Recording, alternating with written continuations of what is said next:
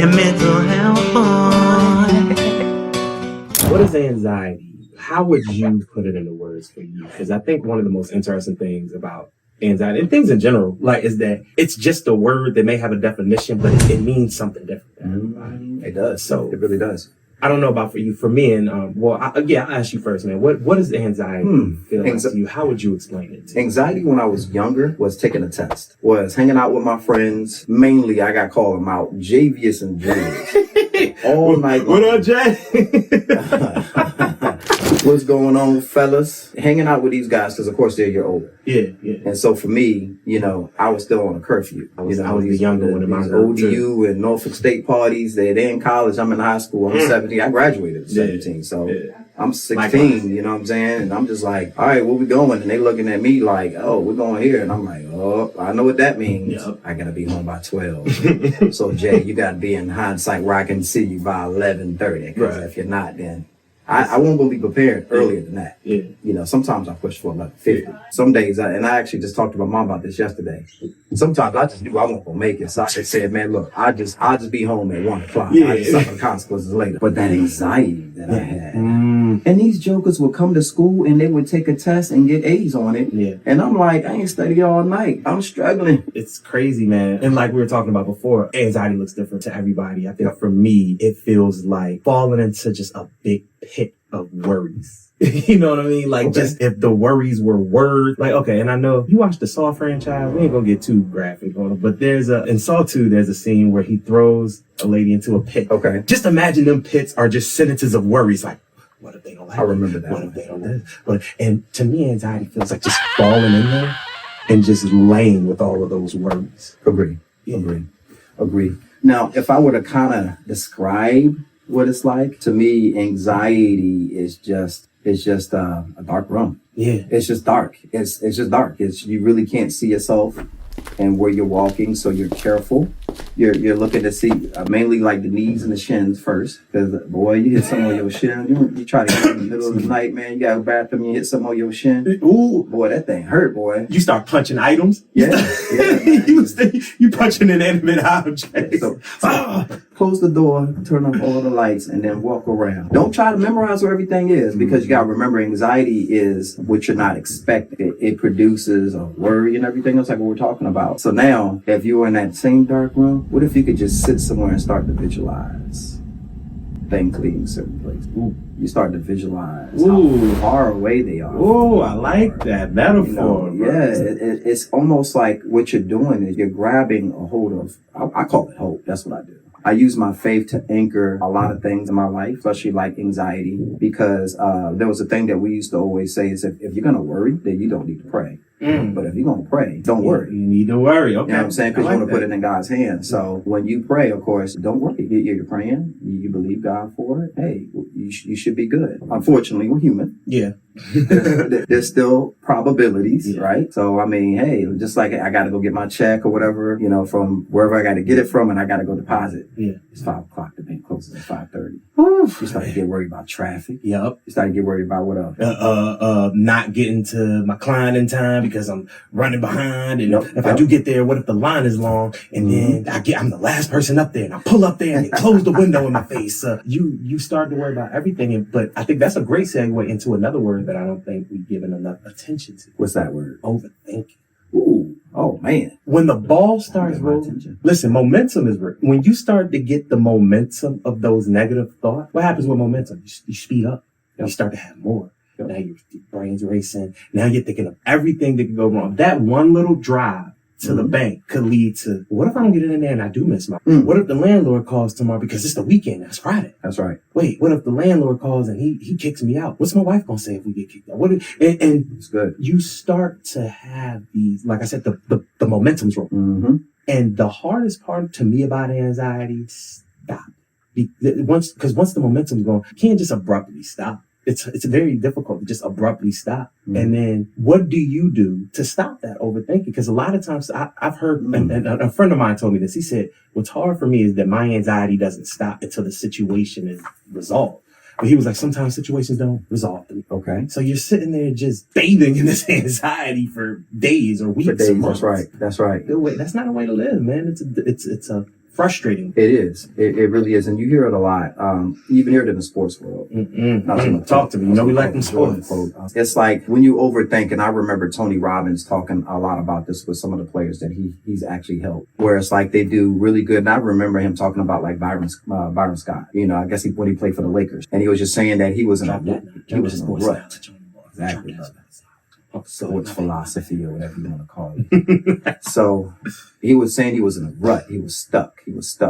So what he did was he used what we would call like neuroassociation. Neuroassociation is when you can you put two things together. When you ask somebody, you probably seen it on a movie, they show them a ink block thing and they ask them what did they see or whatever. Another way is, okay, when you say something, that's the first word that comes to your mind. So what he was doing is trying to condition, like a classic condition, to get him to associate something positive to his 3-point percentage, because his 3-point percentage went down substantially from one year to the next. So there was a movie also to coincide with that. I believe it was Common. And it also had Queen Latifah in it. I remember that. Yeah. I remember that movie. So you remember when he got hurt. Yeah. You know, the anxiety kicked in after, you know, the tear. All right, I'm ready to play again, but I'm afraid it might happen again. I'm afraid. So you kind of start to second guess. Just exactly what Scott did. Scott was like, second guessing, and he was associating, man, I want my jumper to be good again, but you know, hey, I'm in the right place. Did I catch the ball in the right place? Did I release at the right time? I missed the first two. Am I going to miss the third one? Two more modern day examples of that. Markelle Fultz and Ben Simmons. Come on. 2 number 1 picks who, I hate when people say, well, they just forgot how to play. It's a lot more complex than that. You know, now, of course, I can't go into the mind of a professional athlete. I mean, look, God, I mean, why couldn't you maybe 6'7", 40-inch vertical? You know what I'm saying? I mean, 6'2", I'll take it, but, you know, but no, like, right. But we'll never understand the pressure that gets put on a kid who, and let's be honest, they're kids. The kids. For some, they're expected to be the people that save their families from whatever generational curses they might have fallen into. He's the one that's going to pull us out. He's going to pull us out. Number 2, you're going to a city where everybody is expecting, because if they got a number 1 pick, chances are they were bad anyway. So it's like they're expected to be the guy to change everything. And then you come out that first year and you're not that good. Or people are saying, that's it? That's like, we expected better. The anxiety of, okay, I have to meet these expectations. I have to play better. I have to, you know, and with that comes, that's why I would never go online and bash Fultz or Simmons. Now, you know, we've had our talks. Of course. But I would never go online and publicly bash them because we really don't know what they may be going through or what they may be experiencing in their heads during that time. We don't, and you're right, and you're absolutely right about that. And I think a lot of times we forget about that anxiety component, just the component of, hey, you know what, life happens.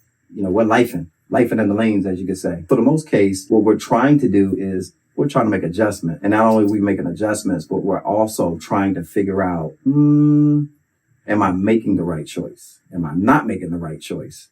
Or will I regret this? Or will I not regret this? And will it go the right way? How do we really know what is truly the right way? Or how do we really know what is the right path? How are we basing our success? Is our success driven by numbers? Is it driven by the reaction of everybody else? You know, the applaud. I can imagine everything I do right, somebody clapping behind me. You make a right decision. That's all you hear is people applauding. We don't have that in life. Life is really what we make it. Like you said, you have the tools to be able to change or to be able to go a certain way in life. And we have to be willing to make those decisions. And when anxiety strikes, we have to be willing to understand what it means to bring it down and be confident. Because anxiety is a part of us, but it's not us.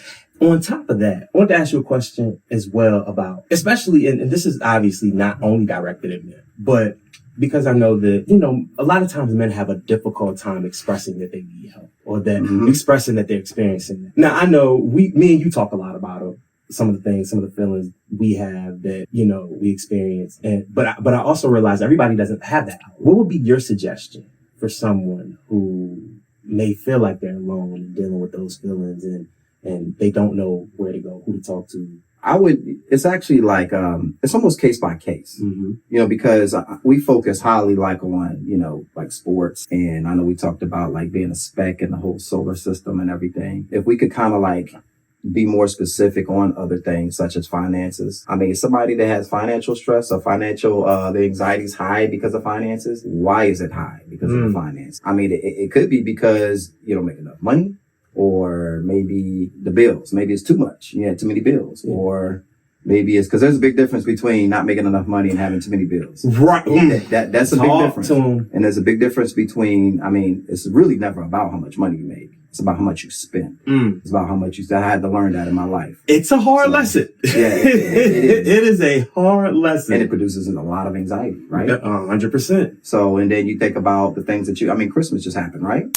So one of the biggest reasons why we have a lot of anxiety is because of FEAR. Fear. We fear what's gonna happen. Exactly. You're funny, bro. Fear is something that I really like talking about, because to me, fear actually stands for false evidence that appears real. I've actually never heard it broken down like that. Yeah, and it's actually, you know what? This is what Michael Jordan said. Really? Jordan said this. He said, any fear is an illusion. You think something is standing in your way, but nothing is really there. What is there is an opportunity to do your best and gain some success. So, a lot of people want to be great, but they fear what it costs. Ooh. There's a lot that it costs to people. Yeah. So if you focus on the process and not the prize, you begin to see like the small little things in life and how they just don't kind of like work for you. For example, let's say that I want to be great. I want to be great. And your greatness is, let's say sports, let's say football, break something or you tear something or something happens that kind of sets you back. Define what that great is to you, because if it means just for you to make it to maybe high school or maybe college or the pros, be very definitive on what it looks like. Because if you don't, you'll find that greatness you'll always be chasing, kind of like a ghost, Yeah. So be very detailed and very, very specific about what it is. Can I ask your opinion on unrealistic expectations for self? Oh, yes, sir. How does a person know if they're setting unrealistic expectations for themselves? Because I think that's something I've struggled with in the past and it kind of goes to the New Year's resolutions, which is a good thing to talk about since it is December 31st. Agree. They say that only 8% of people follow through with their New Year's resolution. That's right. And I think a big part of that is setting unrealistic expectation. And then what happens when you start to fall off the wagon? And then, like I said, the overthinking. Well, I'm not good enough. Why did I even try this? Why did I even do this? So what are your thoughts? What are your thoughts on that? Like, do you have any New Year's resolutions? Oh, yeah, I do. 2025 is going to be a great breakout year. It's going to be a great breakout year I just kind of like pause on that note. I'm excited. This podcast is definitely one of those things that it's going to be a great breakout for. And I can honestly say also that individuals that find themselves kind of, oh man, expectations not what I want. It's not going the way. You get disappointed. Yep. Disappointment is probably one of the biggest things and that's another thing. Start to define your feelings. Don't just say I'm angry, I'm sad, I'm happy. Kind of like really, if you can, give it a more mental, I call it a mental picture. Yeah. So for me, disappointment was like a need that was not met, unexpected need or, hey, I want this to happen. It didn't happen. So I get upset. And instead of just getting upset, why did I get upset? Okay. And not only that, so what can I do to change it? Yeah. Okay. So maybe I need to change my expectations. Maybe I need to lower it.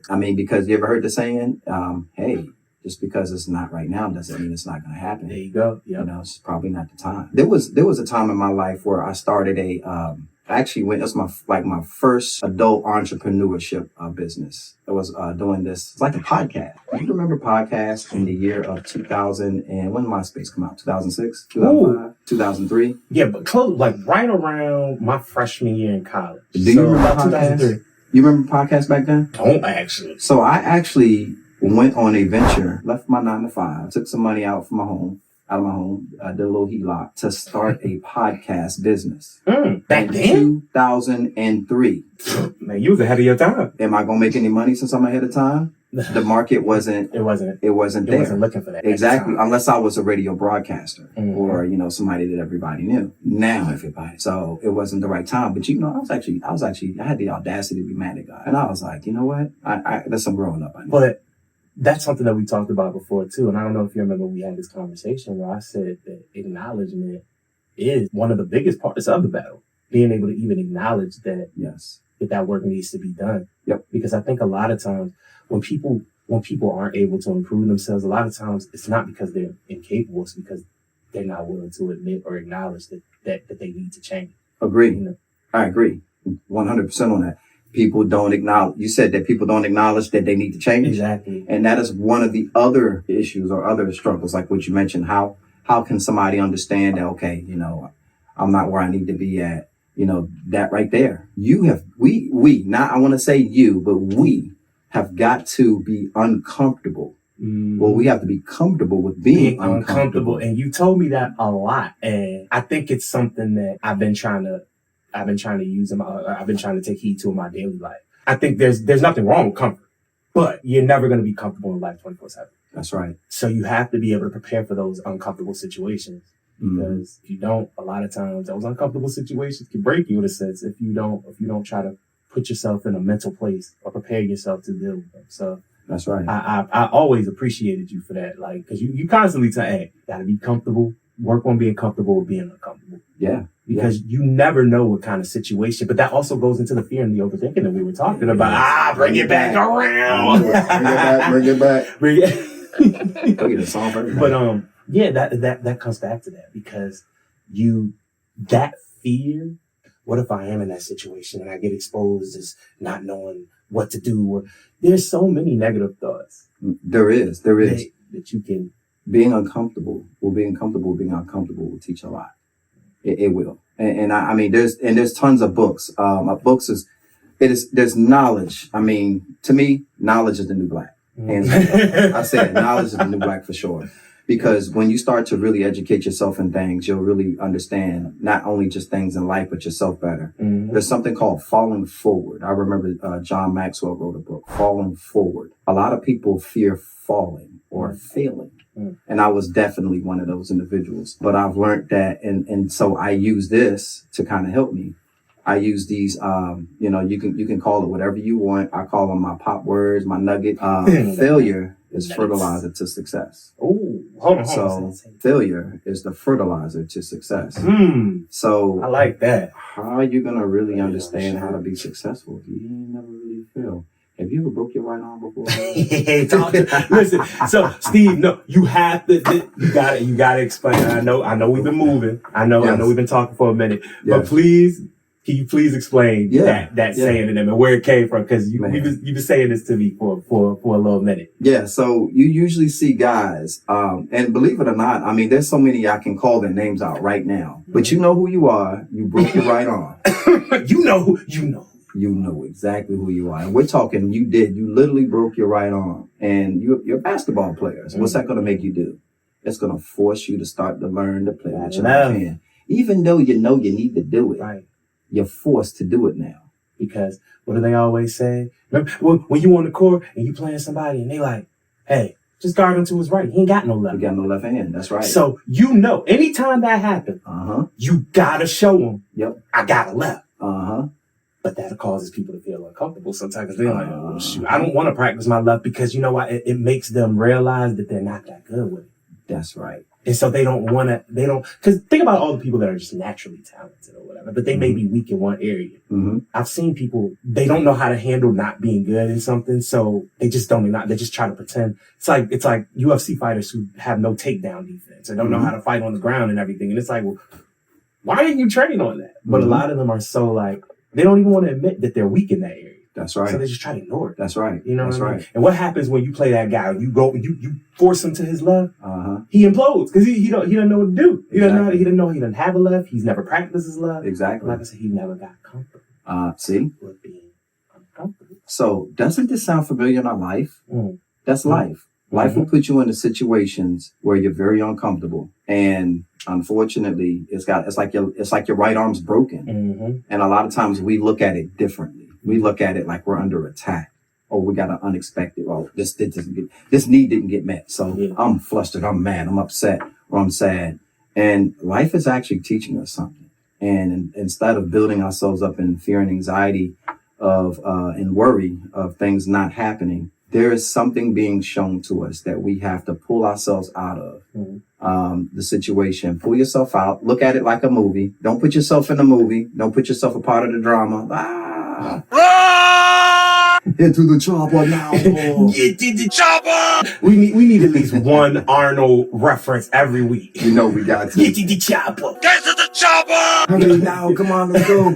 So get yourself out of that. Don't no Arnold Schwarzenegger movie. We're gonna watch it. You're not gonna be in it. We're gonna watch it. You can see yourself in it, but you're pulling your feelings out of it. Yes, we do, Arnold. Never age for us. So what you have to do is understand this, is that, you really figure this stuff is happening in your life for you to figure out ways and solutions to get maybe to the next point, or maybe to understand what's really happening.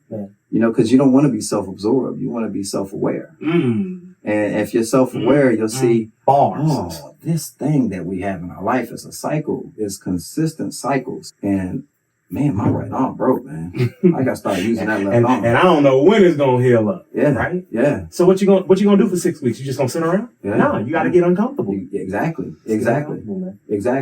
Can we be a little bit more specific? Because I know we're talking right on. So let's say this. I got fired from a job. One time in my life, I remember it was a transition from being engineer to doing, mental health field. And one of my last engineering jobs was at the shipyard when I got back to Virginia. And man, they had a massive layoff, and I was one of them. And because I was considered a contractor, they had to lay all the contractors off. I did my job very well, so it had nothing to do with that. It had everything to do with just being a contractor. And I couldn't find a job. So I literally, and of course, my wife at that time was Kiki, and Kiki was in school full time, and I was in South Carolina living in the car.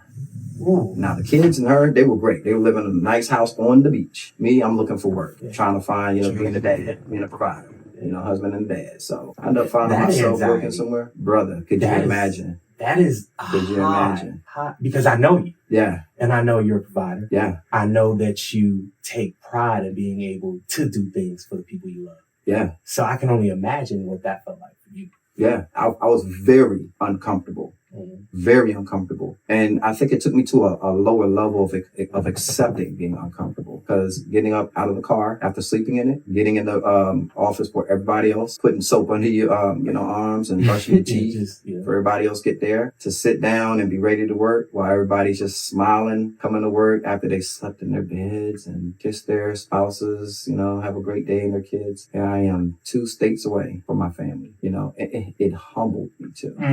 It broke and humbled me. So in the process, it made me appreciate certain things in my life a lot better. Before we move on to the last section and talking about what we would suggest for individuals, how to kind of directly deal with anxiety and just some of our experiences, my humbling moment was COVID. And without getting too deep into it, you know this story. I was working at a place, we don't have to say the name of the place. But I went from having 2 positions, basically, having a full-time office position and getting a separate check for working with clients. I went from 60 to 65 hours a week to 30. And then them saying, hey, we don't really know how long we're going to be able to give you that either. Totally understood. COVID messed a lot of things up. But having the rug pulled out from under me like that, and then having the car breakdown, and the dude just being like, hey, man, you going to pay $10,000 to get this fixed? The engine blew. And the anxiety I felt every day, like, if I don't figure this out, how am I going to live? How am I going to survive? How am I going to provide for my family? Like, my whole job, my whole career revolves around having a working vehicle. And I got this place telling me, these 30 hours that we just cut in half, they're probably going to be cut in half a little bit more. And like you said, it was so humbling. But to bring it back to something you said, that anxiety of never wanting to be in that situation again is what makes me work so hard when I come to the office. This is why I don't mind staying a little later, why I don't mind giving a little more effort, why I don't mind doing a few more trainings, why I don't mind doing a little here, a little there, because I never want to. It's humbling, but it's empowering as well. It is. Yeah, I just wanted to share that too, man, because it's interesting. I don't think we ever really talked about what you talked about with you being in South Carolina, and I appreciate you sharing that, man. But I think it made you who you are today, the dude I know. Yeah, you know? yeah, and so the same for you. Thank you. It sounds like the experiences that we have in life, they're like weights to me. And see, if you don't see what I'm doing, I'm personifying almost like I'm giving a metaphor or a simile or something to life. Because if I don't, I can find myself, and this is going into the transition of what we're talking about, ways to deal with anxiety, is to really figure out, maybe you need to name it. Maybe you need to call it something, Felicia, I like that idea. or Mike, call it Big Mike, call it Little Mike. Big Mike getting on my nerves. You better get out of here, Felicia. Bye, Felicia. You be talking like this. You and your hands out. Get on out of here, Felicia. People looking at you like you're crazy. We didn't tell you. You and Kroger talking about some, Felicia, you better get up out of here. You better get your hands off those weeds. You better not buy them. So we're gonna need you to exit the store, please. No, but no, definitely understand what you mean, man. I think, go ahead. What you were saying? You said medication is definitely an alternative. I mean, medication does have its place. We are pros. We have pros and cons for, I guess you could say, medication. We're professionals, so we're not going to tell somebody not to take medication. So please do as your doctor says. However, there are things that you can deal with as well with anxiety, such as putting the mental note in your mind.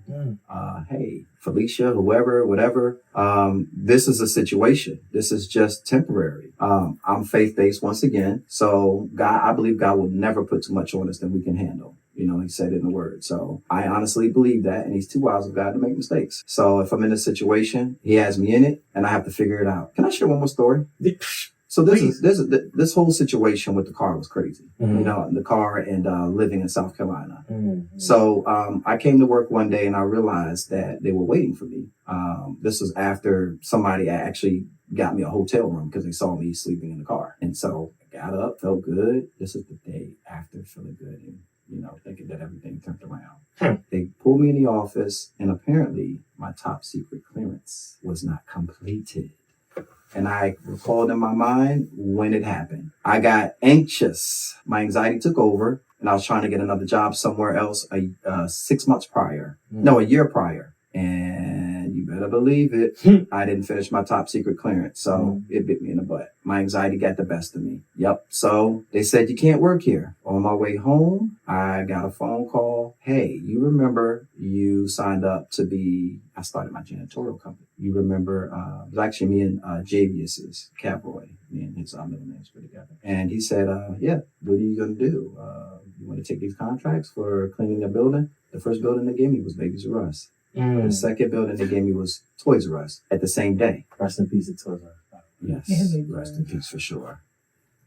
My anxiety got the best of me again. I was hesitant, but some said, just believe it. Step out on faith. Just believe it. What else you got to lose? I did. And as I'm going in, guy comes out. Hey, we just got laid off from our old previous employer. Could you, could you hire? I was like, you know what you're doing? Yeah, I got over 20 years experience. All that anxiety I had was gone. And as I cleaned the buildings with this man, I kept finding dimes. So therefore, here's the story of the dimes. I looked it up and it says, trust God. You will not believe the places that I found dimes. And I'm not going to spend a lot of time talking about that, but I'll tell you this one that blew my mind. It was Christmas Day in 2017. My grandmother, rest in peace, Grandma Foster, she was done with dementia. So she would just walk out of the house. I caught her walking out of the house this time on Christmas Day. And she's smiling. And I'm like, hey, I got your Christmas gift. She's like, oh, thank you. She reached into her pocket and she gave me a dime. And I looked at her. You ain't tell her nothing about these dimes you've been finding or nothing. Nope, told her nothing. And I looked at her. I started crying. I said, why did you do that? I don't know. God told me to do it. So that let me know a lot. Yeah. So once again, dime, trust God. Once again, like I said, I'm faith-based. I know what is set for me in my life, and that's important for, I think, all the listeners. Yeah. Is that there's I really believe in breadcrumbs. I really believe that God leaves breadcrumbs, or the universe leaves breadcrumbs for us to figure out our destiny so we can be less anxious. But a lot of times our anxiety is so big and so full that we're not paying attention to our burning bushes in life. So it's right now, bro. Yeah, that's just what I believe, man. I honestly believe that. So, Chris, what are some other things that you could think of for people that that are dealing with anxiety? So I wanted to make a suggestion of something that I've done, and I don't even know if I've talked to you about this, but this is something that I recently started doing, probably earlier last year. So as you know, we work in the mental health field. We work with clients consistently, and we meet a variety of different clients that are open to certain interventions, and some of them, some of them are like, I'm doing. Mm-hmm. What I learned about a lot of teenage boys is that using the word journal it doesn't really go well. It's a bad word, man. But what I learned is that a lot of them, it isn't necessarily the journal, it's the writing, it's the thought of keeping it. To them, it feels girly. Now, personally, I don't feel like there's anything girly about that. A lot of times, it comes with maturity with them. As they get older, maybe they'll, but I understand. So what I started doing was telling them like, hey, you do an audio journal or rap your feelings. That's right. Over audio. What I started doing recently is if I felt myself getting heavy anxiety, once it was okay, I'll record non-anxiety Chris, saying like, Chris, future Chris, it worked out. It always works out. You're good. Stop stressing yourself out. Da, da, da, da. And when I would come across that next bit of anxiety, I play it for them as a reminder. Okay. That every time you thought it wasn't going to be okay, every time you thought the world was ending because of your overthinking spells, or like what was the word I used, the momentum of that negativity, I try to use the little recording to myself as a way to kind of slow that momentum down so that I can try to stop those negative thoughts. Okay. Because as past Chris always says, it always ends up being okay. Mm-hmm. The world never ended. Yep. It didn't stop spinning. Yep. Didn't blow up. Yep. I'm still here. Exactly. So that that might not be for everybody, but it's helped me a lot. And so that's one of my suggestions. And meditation as well. I struggle with it now because I took like a 5-year break from it. I'm trying to get back into it. It was one of the best things that I did become infatuated with, and I wish I never got off that boat. But agree. Got to get back on the boat. Hey, those are two of the big things that I'm not ready for the boat. No, we're gonna have to say that. That's like an episode 10 discussion. We gotta let them get to know us a little bit. Yeah. But those are two of my biggest suggestions, man. Meditation and maybe the audio journal, or just recording yourself when things do end up being okay, as a reminder that hey, it's gonna be okay this time too, just like it was last time, the time before that. Now, granted, you have to work on it. You have to work to make it okay. But it's just a reminder sometimes that the world's still here. You're okay. That's right. And don't stress yourself over that, thinking that the world is just gonna fall and collapse if you get to work 10 minutes late. You know what I mean? Like, but it happens, and that's no judgment to anybody because I've been there. But we want you guys to try to, put yourself in the best position because mental health is important, and that's why we're here. That's right. And know the difference between emotional regulation and coping skills, because they're two different things, really. Sometimes we're just coping with things is one thing, but when you necessarily cope with it, you're just trying to really get through it. Emotional regulation is gonna put you back on ground zero. And I was listening to Mr. Sapp here giving some great examples of ways we can regulate our emotions, and we can also deal with things on a coping level. So if you can, try to put 2 buckets aside and figure things out as what's going to work for you for coping, what's going to work for you for emotional regulation. Just to open it up a little bit more for me, emotional regulation. And you and I both know, like running, exercising, running, playing basketball, getting to the lanes. That does a little bit of both. I would think coping and emotional regulating. 100%. But also learn, if you can, learn yourself. We admonish that you should definitely see, we are professionals, but we also talk to our clients as well, saying, hey, look, there are psychotherapists that are out there as well, that you could see and talk to if you need to explore your feelings in a safe space. We said it, I think last time we did our recording, therapy provides clarity. So let that be a session of clarity, and you get it in a non-judgmental way, a platform or whatever you want to call it, where you're not judged, but you can actually share. And I know my guy over here, he's a video game guy. Big time. I'm not a video game guy like I used to be. There's other hobbies and things that I have, but hobbies are great ways of dealing with your feelings too. I'm glad you brought that up because that was one of the things that I wanted to kind of briefly touch on around closing time of the podcast. Is one thing, everybody has different New Year's resolutions and things like that, but I think a universal one that I could throw out there is to handle responsibilities, but always make time. Always make time for yourself to do the things that you enjoy. Preach. Like I said, me and Mr. Foster talk about that a lot. He's helped me kind of understand that, but I really, really tried to embrace it more. You have to find things that make you happy. It doesn't mean you have to put your responsibilities in the trash can. You still handle those. Mm-hmm. But part of your responsibility is to take care of yourself. Look at yourself as a separate entity. The same way you take care of your family, that you take care of your clients, that you take care of yourself that way as well. Mm-hmm. And I think if you look at yourself like that and you take care of yourself the same way you might take care of your family or your child or whoever it may be, I think it'll help you to have a better mental health. And it's something I'm working on as well. And hey, let's all work on it together. Hey, I like that. That's great for closing. Yeah. 2025, that's what we're going to do. We're going to work on ourselves. Yeah. We're going to better ourselves too. You know what I'm saying? We're going to better ourselves. So not only do that, but we're going to better ourselves and do what's needed to make sure we survive. And not only that, but we thrive. Absolutely. All right. I gotta, 30 seconds on that real fast. That just kind of hit my head. Don't try to just survive. Don't survive the year. Thrive the year. I'm living to survive. We already surviving. We already here. Let's go higher in this Maslow hierarchy of needs. We got to get past just the basis, self-accusation. We want to start working and this, I feel this.